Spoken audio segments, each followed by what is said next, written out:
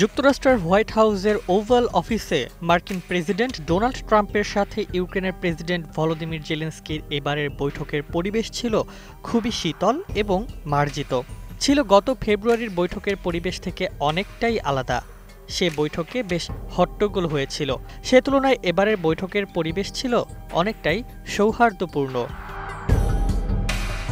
সোমবার হোয়াইট হাউসের বৈঠকে স্পষ্ট বোঝা যাচ্ছিল, আলোচনা যেন কোনোভাবে ভেস্তে না যায় তা নিশ্চিত করতে বিশেষ সতর্ক ছিল ইউক্রেনীয় পক্ষ।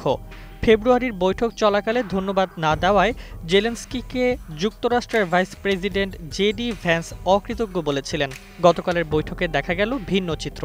এদিন দেওয়া সংক্ষিপ্ত বক্তব্যের প্রথম 10 সেকেন্ডেই জেলেনস্কি 4 বার ধন্যবাদ শব্দটি উচ্চারণ করেন। ওয়ালটন এখন দেশের সীমানা পেরিয়ে পৌঁছে গিয়েছে 50টিরও বেশি দেশে।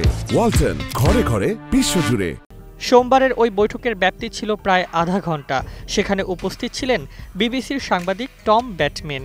তিনি লিখেছেন, বৈঠক শুরুর কয়েক মিনিটে ট্রাম্প ও মার্কিন প্রশাসনকে 6 বার ধন্যবাদ দিয়েছেন জেলেনস্কি। বৈঠকে ট্রাম্পকে উদ্দেশ্য করে জেলেনস্কি বলেন, আমন্ত্রণের জন্য আপনাকে ধন্যবাদ।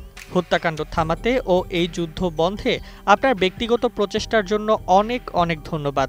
এই সুযোগকে কাজে লাগানোর জন্য ধন্যবাদ। আর আপনার স্ত্রীকেও অনেক ধন্যবাদ। এবারের বৈঠকে জেলেনস্কি স্যুট পরেছিলেন।